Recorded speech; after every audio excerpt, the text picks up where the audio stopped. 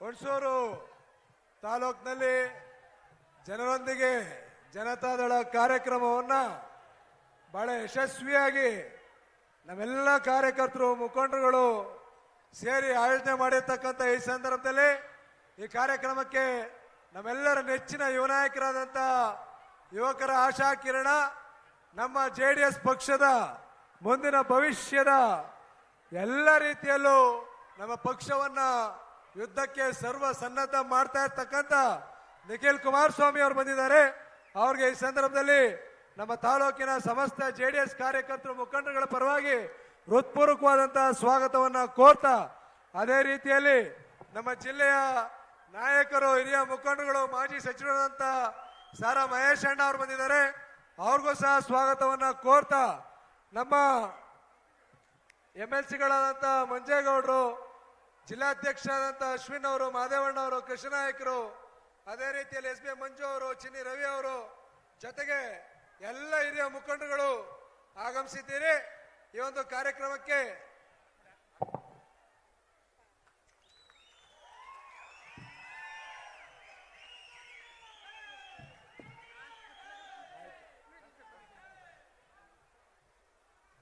ನಮ್ಮ ತಾಲೂಕಿನ ಎಲ್ಲ ಹಿರಿಯ ಮುಖಂಡರು, ಕಾರ್ಯಕರ್ತರು, ಮಹಿಳೆಯರು, ಯುವಕ ಮಿತ್ರರು ಎಲ್ಲರೂ ಸಹ ಹೆಚ್ಚಿನ ಸಂಖ್ಯೆಯಲ್ಲಿ ಸೇರಿದ್ದೇವೆ.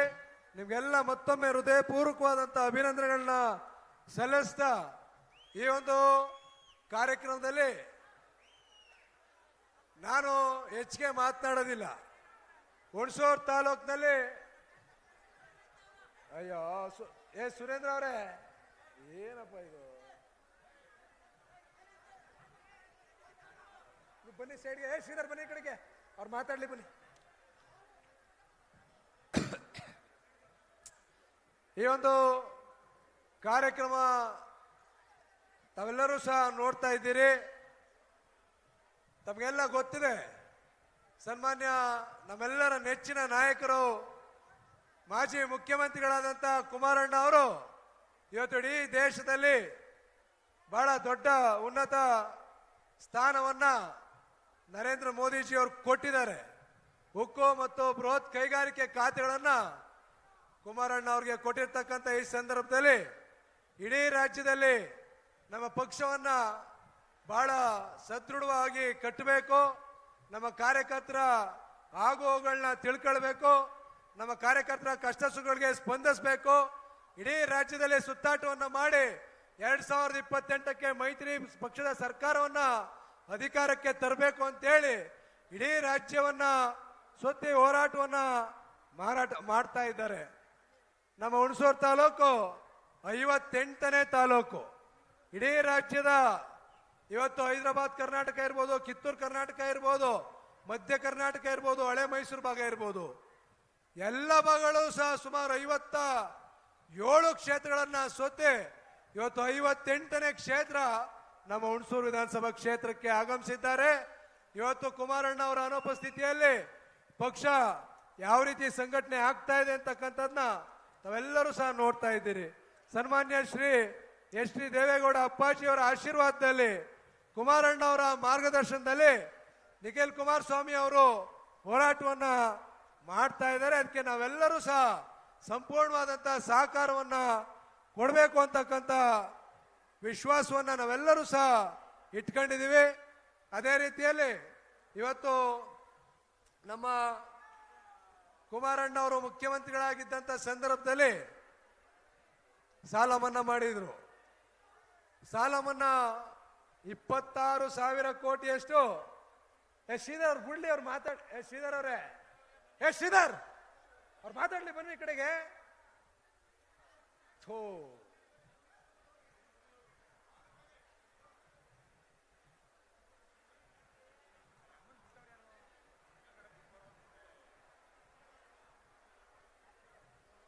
ಈಗ ಆ ರೀತಿ ವಯಸ್ಸಾದವ್ರಿಗೂ ನಮ್ಮ ನಿಖಿಲ್ ಕುಮಾರಸ್ವಾಮಿ ಅವ್ರ ಮೇಲೆ ಬಹಳ ಪ್ರೀತಿ ಅಭಿಮಾನ, ನಾವೇನ್ ತಡೆಯಕ್ ಸಾಧ್ಯ ಇಲ್ಲ.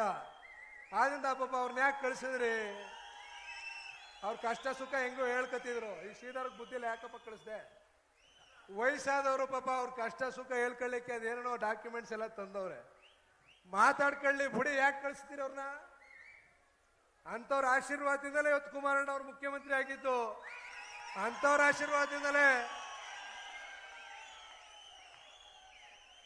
ಆಶೀರ್ವಾದನೇ ಮುಂದಿನ ದಿನಗಳಲ್ಲಿ ನಿಖಿಲ್ ಕುಮಾರಸ್ವಾಮಿ ಅವರು ಮುಖ್ಯಮಂತ್ರಿ ಆಗೋದು. ಆದ್ರಿಂದ ಅವ್ರ ಆಶೀರ್ವಾದ ಎಲ್ಲರ ಮೇಲೂ ಸಹ ಇರಬೇಕು. ಅವ್ರನ್ನ ಯಾಕೆ ಡಿಸ್ಟರ್ಬ್ ಮಾಡ್ತೀರಪ್ಪ? ಇವತ್ತು ನಾನೇನು ಹೇಳ್ತಾ ಇದ್ದೆ ಮರ್ತೇ ಹೋಯ್ತು. ಏನ್ ಹೇಳ್ತಾ ಇದ್ದೆ?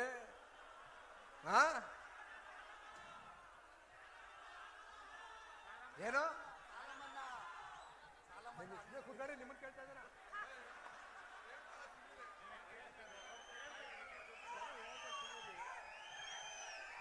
ಇಲ್ಲಿ ನಾನು ಏನು ಮಾಡೋಕ್ಕಾಗಲ್ಲ. ನಮ್ಮ ಕಾರ್ಯಕರ್ತರ ಜೊತೆ ಸ್ವಲ್ಪ ಚರ್ಚೆ ಮಾಡವಂದ್ರೆ ನಾವು ಮುಖಂಡರುಗಳು ಕೇಳಕ್ಕೆ ಇಲ್ಲ. ಹೇಳ್ತವ್ರೆ ಕಾರ್ಯಕರ್ತರು ಸ್ವಲ್ಪ ಸಮಾಧಾನವಾಗಿರ್ಲಿ. ಇವತ್ತು ಕುಮಾರಣ್ಣ ಅವರು 26,000 ಕೋಟಿ ಸಾಲ ಮಾಡಿದ್ರು. ಎಷ್ಟು ಮಾಡಿದ್ರು? ಇದು ಎಷ್ಟು ಜನಕ್ಕೆ ಸಾಲ ಮನ್ನಾ ಆಗದೆ? ಒಂದ್ಸಲ ಕೈ ಎತ್ತಿ.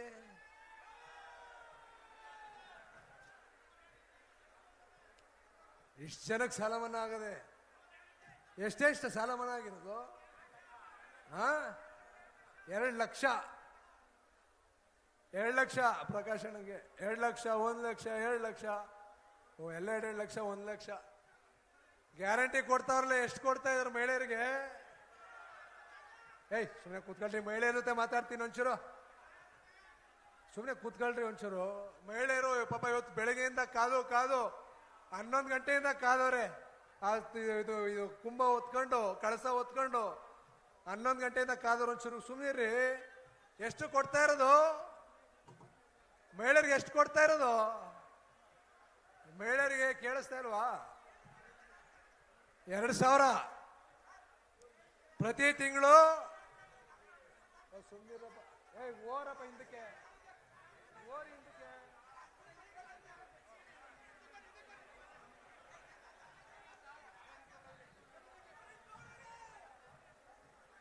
ಮಹಿಳೆಯರಿಗೆ ಕೊಡ್ತಾ ಇರೋದು 2,000. ಅದು ತಿಂಗಳಿಗೊಂದ್ಸತಿ ಅಲ್ಲ, 4 ತಿಂಗಳಿಗೋ 5 ತಿಂಗಳಿಗೋ. ಎಲೆಕ್ಷನ್ ಬಂದ್ರೆ ಒಟ್ಟಿಗೆ ಹಾಕ್ಬಿಡೋದು. ಎಲೆಕ್ಷನ್ಗೆ ಓಟ್ ಹಾಕ್ಲಿ ಅಂತ 5 ತಿಂಗಳು 6 ತಿಂಗಳು ಒಟ್ಟಿಗೆ ಹಾಕ್ಬಿಡೋದು. 2,2 ಸಾವಿರದಂಗೆ 5 ವರ್ಷಕ್ಕೆ ಎಷ್ಟಾಯ್ತು? 5 ವರ್ಷಕ್ಕೆ? ಲೆಕ್ಕ ಬರ್ತಾ ಇಲ್ಲ. 1,20,000 ಆಯ್ತು 5 ವರ್ಷಕ್ಕೆ. 1,20,000. ಕುಮಾರಣ್ಣ ಒಂದೇ ಸರಿ ಸಾಲ ಮನ್ನಾ ಮಾಡ್ಬಿಟ್ರು. 2 ಲಕ್ಷ ಒಂದೊಂದು ಕುಟುಂಬಗಳಿಗೆ. 2 ಲಕ್ಷ, 1,50,000 ಎಷ್ಟೆಷ್ಟಿತ್ತು ಅಷ್ಟು ಸಾಲ ಮನ್ನಾ ಮಾಡಿ. 2,000 ಹೋಗ್ಲಿ. ಕುಮಾರಣ್ಣ ಅವರು ಮುಖ್ಯಮಂತ್ರಿ ಆಗಿದ್ದಾಗ ಕ್ವಾರ್ಟರ್ ರೇಟ್ ಏನ್ ಜಾಸ್ತಿ ಮಾಡಿರಲಿಲ್ಲ. ಪಂಪ್ ಸೆಟ್ ಫ್ರೀಯಾಗಿ ಕೊಡ್ತಿದ್ರು. ಪಂಪ್ ಸೆಟ್ಗೆ ದುಡ್ಡಿರಲಿಲ್ಲ. ಇವತ್ತೆಷ್ಟು ಪಂಪ್ ಸೆಟ್ಗೆ ರೈತರು ಎಷ್ಟು ದುಡ್ಡು ಕಟ್ಟಬೇಕು? ಎಷ್ಟು ಕಟ್ಟಬೇಕು? 2 ಲಕ್ಷ, 33,000, 3 ಲಕ್ಷ. ಒಬ್ಬ ರೈತಂತ ಕಲೆಕ್ಟ್ ಮಾಡ್ಕೊಂಡು 1,000 ಜನ ಮಹಿಳೆಯರಿಗೆ ಕೊಡ್ತಾರೆ. ಒಬ್ಬ ಪುರುಷ ಪಂಪ್ ಸೆಟ್, ಒಬ್ಬ ರೈತ 2 ಲಕ್ಷ, 3 ಲಕ್ಷ ಕಟ್ಟದ್ನ ಸಾವಿರಾರು ಜನ ಮಹಿಳೆಯರಿಗೆ ದುಡ್ಡನ್ನ ಕೊಡ್ತಾ ಇರ್ತಕ್ಕಂಥದ್ದು. ಇವತ್ತು ಕುಮಾರಣ್ಣ ಅವರು ಯಾವ ಜಾತಿನೂ ನೋಡ್ಲಿಲ್ಲ, ಯಾವ ಧರ್ಮನೂ ನೋಡ್ಲಿಲ್ಲ, ಯಾವ ಪಕ್ಷನೂ ನೋಡ್ಲಿಲ್ಲ. ಇವರಿಂಥ ಪಕ್ಷ, ಇವರಿಂಥ ಜಾತಿ, ಇಂಥ ಧರ್ಮ ಏನು ನೋಡ್ಲಿಲ್ಲ. ನೋಡಿದ್ದೊಂದೇ, ನಾವೆಲ್ಲರೂ ರೈತ ಧರ್ಮ ಒಂದೇ ನೋಡಿದ್ದು. ನಾವೆಲ್ಲ ರೈತರು, ನಮ್ಮ ರೈತರ ಮಕ್ಕಳಿಗೆಲ್ಲ ಒಳ್ಳೇದಾಗಬೇಕು, ಎಲ್ಲರ ಸಾಲ ಮನ್ನಾ ಆಗಬೇಕು ಅಂತೇಳಿ 26,000 ಕೋಟಿ ಸಾಲ ಮನ್ನಾ ಮಾಡಿದ್ರು. ಹುಣಸೂರು ತಾಲೂಕು ಒಂದರಲ್ಲೇ 100 ಕೋಟಿಗೂ ಹೆಚ್ಚು ಸಾಲ ಮನ್ನಾ ಆಗಿದೆ. ನಮ್ಮ ಮೈಸೂರು ಜಿಲ್ಲೆ ಒಂದಕ್ಕೇನೆ 460 ಕೋಟಿ ಸಾಲ ಮನ್ನಾ ಆಗಿದೆ. ಈ ರೀತಿ ಕುಮಾರಣ್ಣ ಅವರು ಆಡಳಿತವನ್ನ ಮಾಡ್ಕೊಂಡು ಬಂದಿರತಕ್ಕಂಥದ್ದು. ಇವತ್ತು ಪರಿಸ್ಥಿತಿ ಯಾವ ರೀತಿ ಆಗಿದೆ ಅಂತ ಹೇಳಿದ್ರೆ, ಮಹಿಳೆಯರಿಗೆ 2,000 ರೂಪಾಯಿ ಕೊಡ್ತೀವಿ ಅಂತಾರೆ, 3 ತಿಂಗಳು 4 ತಿಂಗಳು ಕೊಡ್ತಾನೆ ಇಲ್ಲ. ಕರೆಂಟ್ ಫ್ರೀ ಅಂತ ಹೇಳ್ತಾರೆ, 300 ರೂಪಾಯಿ ಇದ್ದಿದ್ದು ಕರೆಂಟು 600 ರೂಪಾಯಿ ಆಗದೆ, ಈಗ 250 ರೂಪಾಯಿ ಇದ್ದಿದ್ದು 500 ರೂಪಾಯಿ ಆಗದೆ. ಬಸ್ಸು ಫ್ರೀ ಅಂತ ಹೇಳ್ತಾರೆ, ಸ್ಕೂಲ್ ಮಕ್ಕಳು ಕಾದು ಕಾದು ಕಾದು ಸ್ಕೂಲ್ ಮಕ್ಕಳಿಗೆ ಬಸ್ಸೇ ಇಲ್ಲ. ಸ್ಕೂಲ್ ಮಕ್ಕಳು ಬಸ್ಸಲ್ಲಿ ಹೋಗಕ್ಕೆ ಸಾಧ್ಯನೇ ಆಗ್ತಿಲ್ಲ. ಪರಿಸ್ಥಿತಿ ಈ ರೀತಿ ಇದೆ. ಈ ಪರಿಸ್ಥಿತಿ ಇರಬೇಕಾದ್ರೆ ಇವತ್ತು ಎಲ್ಲ ರೀತಿಯಲ್ಲೂ ನಮ್ಮ ಸಾಮಾನ್ಯ ಸಾರ್ವಜನಿಕರು ನಲುಗ್ತಾ ಇರಬೇಕಾದ್ರೆ 2028ಕ್ಕೆ ಮತ್ತೊಮ್ಮೆ ಈ ರಾಜ್ಯದಲ್ಲಿ ಮೈತ್ರಿ ಸರ್ಕಾರ ಅಧಿಕಾರಕ್ಕೆ ಬರಬೇಕು, ಕುಮಾರಣ್ಣ ಅವರು ಮುಖ್ಯಮಂತ್ರಿ ಆಗಬೇಕು. ಆಗ ನಮ್ಮ ರಾಜ್ಯದ ರೈತರ, ಮಹಿಳೆಯರ, ಮಕ್ಕಳ ಕಷ್ಟ ಸುಖಗಳು ನೀಗಬೇಕು ಅಂತಕ್ಕಂಥದ್ದು ನಮ್ಮೆಲ್ಲರ ಆಶಯ. ಅದೇ ರೀತಿಯಲ್ಲಿ ಇವತ್ತು ನಮ್ಮ ನಿಖಿಲ್ ಕುಮಾರಸ್ವಾಮಿ ಅವರು ಇಡೀ ರಾಜ್ಯವನ್ನ ಸುತ್ತಾ ಇದ್ದಾರೆ. ನಾವೆಲ್ಲರೂ ಸಹ ನೋಡ್ತಾ ಇದ್ದೀವಿ. ಆಗ್ಲೇ ಹರ್ಷವರ್ಧನ್ ರಮೇಶ್ ಅವರು ಭಾಷಣ ಮಾಡ್ತಾ ಇದ್ರು, ಅಬ್ರಹಾಂ ಲಿಂಕನ್ ಅವರ ಉದಾಹರಣೆ ಕೊಡ್ತಾ ಇದ್ರು. ನಿಖಿಲ್ ಕುಮಾರಸ್ವಾಮಿ ಅವರು 3 ಚುನಾವಣೆಯನ್ನು ಎದುರಿಸಿದ್ದಾರೆ. ಒಂದು ಮಂಡ್ಯ, ಒಂದು ರಾಮನಗರ, ಒಂದು ಚನ್ನಪಟ್ಟಣ. ಅವರು ಮಂಡ್ಯ ಕ್ಷೇತ್ರದಲ್ಲಿ ಮನ್ಸು ಮಾಡಿದ್ರೆ ಅಲ್ಲೊಂದು ಉಪಚುನಾವಣೆ ನಡೆದಿತ್ತು. ಆ ಉಪಚುನಾವಣೆ ಸ್ಪರ್ಧೆ ಮಾಡಿದ್ರೆ ಅವತ್ತೇ MP ಆಗ್ತಿದ್ರು. ರಾಮನಗರದಲ್ಲಿ ಒಂದು ಉಪಚುನಾವಣೆ ನಡೆದಿತ್ತು. ಆ ಉಪಚುನಾವಣೆ ಸ್ಪರ್ಧೆ ಮಾಡಿದ್ರೆ ಅವತ್ತೇ ಶಾಸಕರಾಗ್ತಿದ್ರು.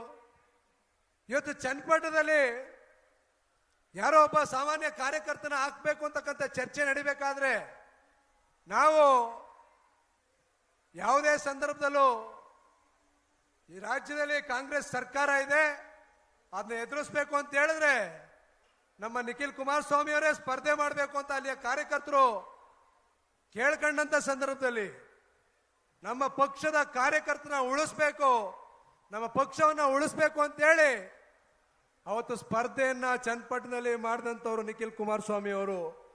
ಅವ್ರು ಯಾವತ್ತೂ ಸಹ ಅಧಿಕಾರದಿಂದ ಹೋದಂಥವ್ರಲ್ಲ. ಅಧಿಕಾರದ ಆಸೆಗೆ ಬಿದ್ದಿದ್ರೆ ಇವತ್ತು ನಮ್ಮ ಮೈಸೂರು ಜಿಲ್ಲೆಯಲ್ಲೂ ಸಹ ನಾವು ನೋಡ್ತಾ ಇದ್ದೀವಿ. ನಮ್ಮ ಮೈಸೂರು ಜಿಲ್ಲೆಯಲ್ಲೂ ನಾವು ನೋಡ್ತಾ ಇದ್ದೀವಿ. MLC ಆಗ್ಬೋದಾಗಿತ್ತು.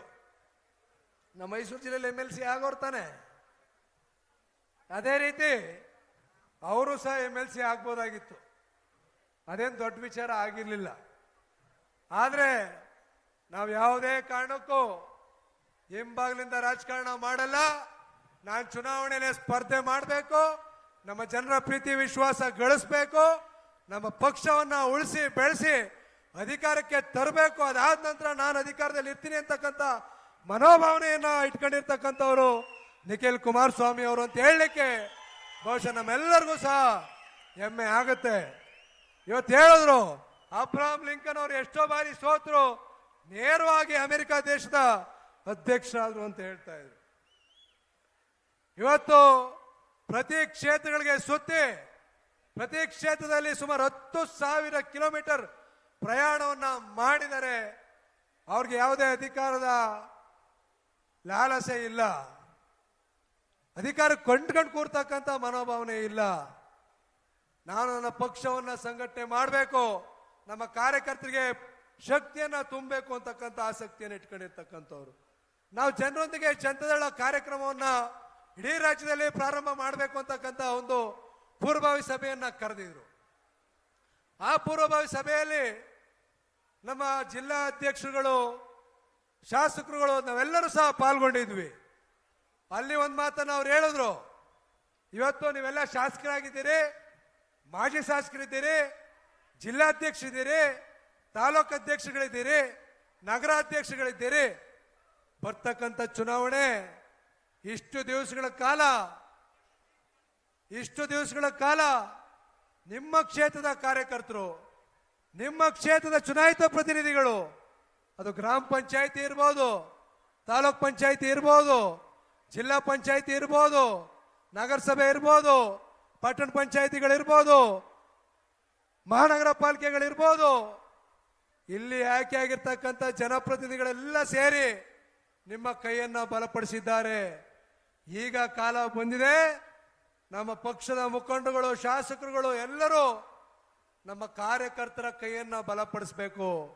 ಬರ್ತಕ್ಕಂಥ ಗ್ರಾಮ ಪಂಚಾಯಿತಿ ಚುನಾವಣೆ ಇರ್ಬೋದು, ತಾಲೂಕ್ ಪಂಚಾಯಿತಿ ಚುನಾವಣೆ ಇರ್ಬೋದು, ಜಿಲ್ಲಾ ಪಂಚಾಯಿತಿ ಚುನಾವಣೆ ಇರ್ಬೋದು, ನಗರಸಭೆ ಚುನಾವಣೆ ಇರ್ಬೋದು, ಇಲ್ಲೆಲ್ಲ ನಮ್ಮ ಕಾರ್ಯಕರ್ತರ ಬೆನ್ನಿಗೆ ಬೆನ್ನಾಗಿ ನಿಂತು ಅವರ ಗೆಲುವಿಗೆ ನೀವೆಲ್ಲರೂ ಸಹ ಶ್ರಮಿಸಬೇಕು.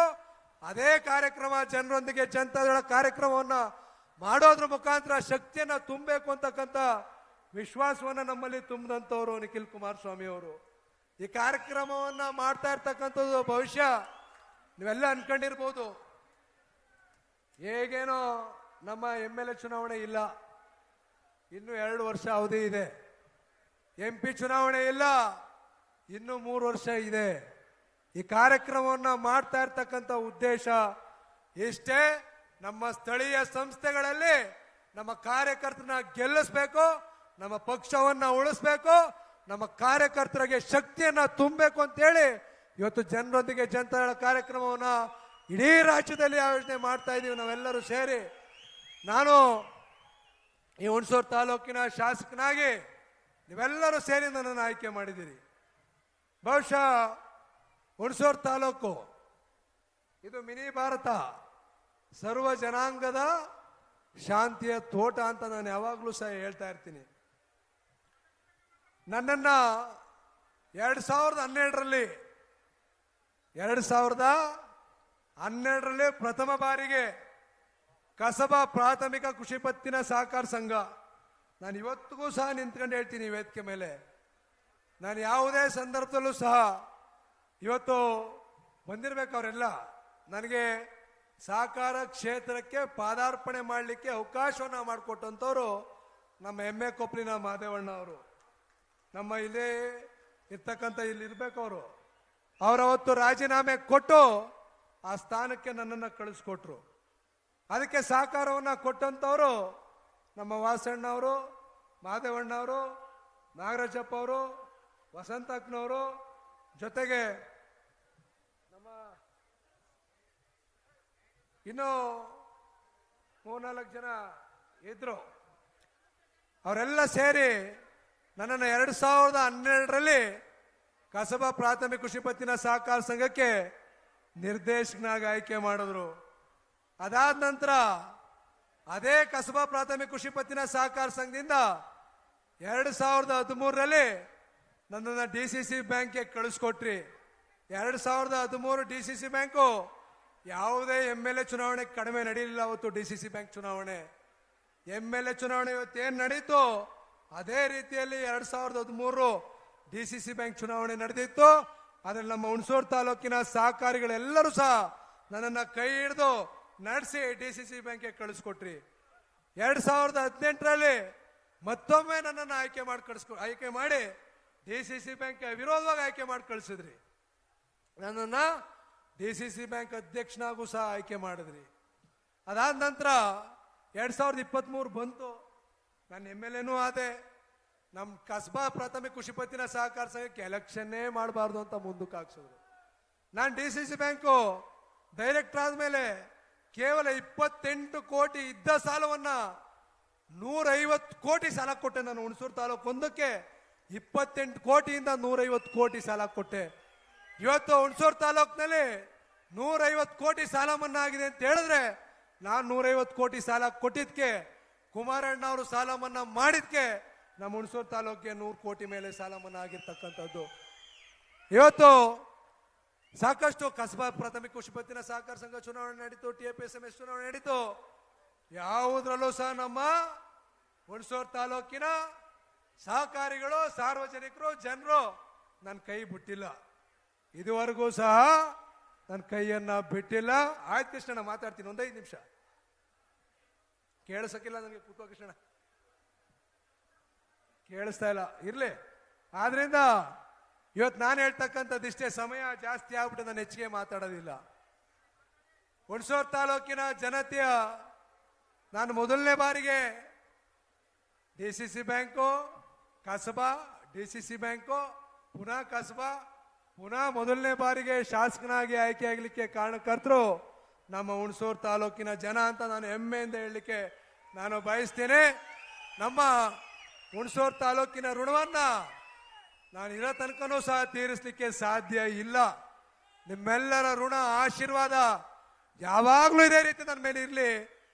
ಜೊತೆಗೆ ನಮ್ಮ ನಿಖಿಲ್ ಕುಮಾರಸ್ವಾಮಿ ಅವರು, ಕುಮಾರಣ್ಣ ಅವರು ಮತ್ತೊಮ್ಮೆ ಈ ರಾಜ್ಯದ ಮುಖ್ಯಮಂತ್ರಿ ಆಗಲಿಕ್ಕೆ ತಮ್ಮೆಲ್ಲರ ಆಶೀರ್ವಾದ ಇರಲಿ ಅಂತ ಈ ಸಂದರ್ಭದಲ್ಲಿ ಮನವಿಯನ್ನ ಮಾಡ್ತಾ, ಜೊತೆಗೆ ಇವತ್ತು ತಂಬಾಕು ಬೆಳೆಗಾರರ ಸಮಸ್ಯೆ ಬಹಳ ದೊಡ್ಡ ಮಟ್ಟದ ಸಮಸ್ಯೆ. ಇವತ್ತು ಮೊನ್ನೆ ಪಿರಿಯಾಪಟ್ಟಣಕ್ಕೆ ಹೋಗ್ತಕ್ಕಂಥ ದಾರಿ ಮಧ್ಯದಲ್ಲಿ ಟೊಬ್ಯಾಕೋ ಬೋರ್ಡ್ನಲ್ಲಿ ಆದಂತ ಗಲಾಟೆ, ನಾನು ನಿಖಿಲ್ ಕುಮಾರಸ್ವಾಮಿ ಅವರು ಇಬ್ರು ಸಹ ಹೋಗಿದ್ವಿ. ಅವತ್ತು ಮಾದೇವಣ್ಣ ಅವರು ಸಹ ಬಂದಿದ್ರು, ಅಶ್ವಿನ್ ಸರ್ ಸಹ ಬಂದಿದ್ರು. ಅವತ್ತೊಂದು ಸಮಸ್ಯೆ ತಾವು ಮನವಿನೂ ಸಹ ಕೊಟ್ಟಿದ್ದೀರಿ. ಇದೇ ಪರಿಸ್ಥಿತಿ ಕಳೆದ ವರ್ಷ ನಡೆದಿತ್ತು. ಇದೇ ಪರಿಸ್ಥಿತಿ 1 ವರ್ಷದಿಂದ ಬಂದಿತ್ತು. ಆ ಸಂದರ್ಭದಲ್ಲಿ ನಮ್ಮ ಮಹೇಶ್ ಅಣ್ಣ ಅವರ ನೇತೃತ್ವದಲ್ಲಿ ನಾನು, ಮಾದೇವಣ್ಣ, ಪ್ರಸನ್ನ ಅವರು ಎಲ್ಲ ಸೇರಿ, ಜೊತೆಗೆ ನಮ್ಮ ಕೃಷ್ಣ ನಾಯಕರು, ಮರ್ತ್ಬಿಟ್ಟಿದೆ ಕ್ಷಮಿಸಿ, ನಮ್ಮ ಕೃಷ್ಣ ನಾಯಕರು ಎಲ್ಲರೂ ಸೇರಿ ನಾವೆಲ್ಲರೂ ಹೋಗಿದ್ವಿ. ಹೋದಂತ ಸಂದರ್ಭದಲ್ಲಿ ಕುಮಾರಣ್ಣ ಅವ್ರನ್ನ ಭೇಟಿ ಮಾಡಿಸಿದ್ವಿ, ಒಂದು ನಿಯೋಗ ಕರ್ಕೊಂಡೋಗಿ.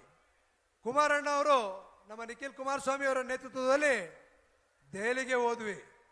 ಅಲ್ಲಿ ಕುಮಾರಣ್ಣ ಅವರು ಪಿಯೂಷ್ ಗೋಯಲ್ ಅವ್ರನ್ನ ಭೇಟಿ ಮಾಡಿಸಿ ಸತತವಾಗಿ 2 ಗಂಟೆಗಳ ಕಾಲ ಚರ್ಚೆ ಮಾಡಿಸಿ ಅವತ್ತೇನ್ ಸಮಸ್ಯೆ ಇತ್ತು ಅದಕ್ಕೆ ಪರಿಹಾರವನ್ನ ಕೊಡಿಸಿದಂಥವ್ರು ನಿಖಿಲ್ ಕುಮಾರಸ್ವಾಮಿ ಅವರು, ಕುಮಾರಣ್ಣ ಅವರು, ನಮ್ಮ ಸಂಸದರಾದಂಥ ಯದುವೀರ್ ಅವರು. ಇವತ್ತು ಸಹ ಅದೇ ಸಮಸ್ಯೆ ಬಂದಿದೆ. 320 ರೂಪಾಯಿಂದ ಇವತ್ತು 260 ರೂಪಾಯಿಗೆ ರೇಟ್ ಬಂದಿದೆ. ಈಗಾಗಲೇ ನಾವು ಕುಮಾರಣ್ಣ ಅವ್ರ ಜೊತೆಗೆ, ನಿಖಿಲ್ ಕುಮಾರಸ್ವಾಮಿ ಅವ್ರ ಜೊತೆಗೆ ಚರ್ಚೆಯನ್ನ ಮಾಡಿದ್ದೀವಿ. ಮಹೇಶ್ ಅಣ್ಣ ಅವರ ನೇತೃತ್ವದಲ್ಲಿ ಒಂದು ನಿಯೋಗವನ್ನ ತೆಗೆದುಕೊಂಡು ಹೋಗ್ತೀವಿ. ನಾನು, ಮಹೇಶ್ ಅಣ್ಣ, ಮಂಜೇಗೌಡರು, ನಮ್ಮ ಅಶ್ವಿನ್ ಅವರು, ಮಾದೇವಣ್ಣ, ಕೃಷ್ಣ ನಾಯಕರು ಎಲ್ಲರೂ ಒಂದು ನಿಯೋಗವನ್ನು ಹೋಗಿ ಅತಿ ಶೀಘ್ರದಲ್ಲೇ ಸಮಯವನ್ನು ನಿಗದಿ ಮಾಡ್ತಾ ಇದ್ದೀವಿ. ನಮ್ಮ ಹೊಗೆ ಸೊಪ್ಪಿನ ರೈತರು ಯಾರು ಸಹ ಎದೆಗೊಂದ್ಬೇಡಿ, ಅತಿ ಶೀಘ್ರದಲ್ಲೇ ಒಂದು ನಿಯೋಗವನ್ನು ತೆಗೆದುಕೊಂಡು ಹೋಗಿ ಪಿಯೂಷ್ ಗೋಯಲ್ ಅವ್ರಿಗೆ ಮತ್ತೊಮ್ಮೆ ಚರ್ಚೆ ಮಾಡಿ ಮುಂದಿನ ವರ್ಷದಿಂದ ಈ ಒಂದು ಸಮಸ್ಯೆ ಬರ್ದೇ ರೀತಿಯಲ್ಲಿ ಆ ಸಮಸ್ಯೆಗೆ ಶಾಶ್ವತವಾದಂತ ಪರಿಹಾರವನ್ನ ಕಂಡುಕೊಳ್ಳೋ ನಿಟ್ಟಿನಲ್ಲಿ ನಾವೆಲ್ಲರೂ ಸಹ, ನಾನು, ಸಂಸದರು, ನಿಖಿಲ್ ಕುಮಾರಸ್ವಾಮಿ ಅವರು ಎಲ್ಲರೂ ಸಹ ಮಾಡ್ತೀವಿ ಅಂತಕ್ಕಂಥ ಮಾತನ್ನ ಈ ಸಂದರ್ಭದಲ್ಲಿ ಹೇಳ್ತಾ, ನಮ್ಮ ತಾಲೂಕು ಜೊತೆಗೆ ನಮ್ಮ ಕೆಲವೊಂದು ತಾಲೂಕು ಸಮಿತಿ ಏನಿತ್ತು ಅದರಲ್ಲಿ ಸ್ವಲ್ಪ ಬದಲಾವಣೆಗಳನ್ನು ಸಹ ನಾವು ಮಾಡ್ತಾ ಇದ್ದೀವಿ. ನಮ್ಮಲ್ಲಿ ಇರ್ತಕ್ಕಂಥ ಹಿರಿಯ ನಾಯಕರನ್ನ ರಾಜ್ಯ ಮಟ್ಟಕ್ಕೆ ಕೆಲವು ಮಂದಿಯನ್ನ ಕಳಿಸ್ಕೊಡ್ತಾ ಇದ್ದೀವಿ, ಜಿಲ್ಲಾ ಕಮಿಟಿಗೆ ಸ್ವಲ್ಪ ಮಂದಿಯನ್ನ ಕಳಿಸ್ಕೊಡ್ತಾ ಇದ್ದೀವಿ. ಹೊಸದಾಗಿ ನಮ್ಮ ಅಧ್ಯಕ್ಷರನ್ನ ನಾವು ನೇಮಕಾತಿಯನ್ನ ಈ ಸಂದರ್ಭದಲ್ಲಿ ಘೋಷಣೆ ಮಾಡ್ತಾ ಇದ್ದೀವಿ. ಪ್ರಧಾನ ಕಾರ್ಯದರ್ಶಿಗಳನ್ನ ಘೋಷಣೆ ಮಾಡ್ತಾ ಇದ್ದೀವಿ. ನಗರ ಘಟಕದ ಅಧ್ಯಕ್ಷರನ್ನ ಘೋಷಣೆ ಮಾಡ್ತಾ ಇದ್ದೀವಿ. ಪ್ರಧಾನ ಕಾರ್ಯದರ್ಶಿಗಳನ್ನ ಘೋಷಣೆ ಮಾಡ್ತಾ ಇದ್ದೀವಿ. ದಯಮಾಡಿ ಒಬ್ಬೊಬ್ಬರೇ ಹೋಗಿ ನಿಖಿಲ್ ಕುಮಾರಸ್ವಾಮಿ ಅವರ ಹತ್ರ ಬಾವುಟಗಳು ಈಸ್ಕೊಳ್ಬೇಕು ಅಂತಕ್ಕಂಥ ಮನವಿಯನ್ನ ನಾನು 5 ನಿಮಿಷದಲ್ಲಿ ಇದು ಮುಗಿಸ್ಬಿಡೋಣ. ನೆಕ್ಸ್ಟ್ 5 ನಿಮಿಷ ಯಾರು ಮಾತಾಡಲ್ಲ, ನೇರವಾಗಿ ನಿಖಿಲ್ ಕುಮಾರಸ್ವಾಮಿ ಅವರು ಮಾತನಾಡ್ತಾರೆ. ಮಾತಾಡಿದ ನಂತರ ಊಟ ಕೊಡೋದು ನಿಮ್ಗೆ 3 ಗಂಟೆಗೆ ಕಾರ್ಯಕ್ರಮ ಮುಗಿಸ್ತೀವಿ. ಮಾತಾಡಿದ ನಂತರ ಊಟ ಕೊಡ್ತೀವಿ, ಆ ಕಡೆ ಯಾರು ಹೋಗ್ಬೇಡಿ. ಈಗ ಮೊದಲನೇದಾಗಿ ನಮ್ಮ ರಾಜ್ಯ ಮಟ್ಟಕ್ಕೆ ಕಳಿಸ್ಕೊಡ್ತಾ ಇದ್ದೀವಿ. ನಮ್ಮ ಗಣೇಶ್ ಗೌಡ್ರು, ನಮ್ಮ ಹಿರಿಯ ಮುಖಂಡರು, ಅವ್ರನ್ನ ರಾಜ್ಯ ಸಮಿತಿಗೆ ಕಳಿಸ್ಕೊಡ್ತಾ ಇದ್ದೀವಿ. ಅವ್ರ ಜೊತೆಗೆ ನಮ್ಮ ಹೊಸೂರು ಅಣ್ಣಯ್ಯಣ್ಣ ಅವ್ರನ್ನೂ ಸಹ ರಾಜ್ಯ ಸಮಿತಿಗೆ ಕಳಿಸ್ಕೊಡ್ತಾ ಇದ್ದೀವಿ. ದಯಮಾಡಿ ಬಂದು ಅವರು ಸ್ವೀಕಾರ ಮಾಡಬೇಕು ಅಂತಕ್ಕಂಥದ್ದನ್ನ ಹೇಳ್ತೇನೆ.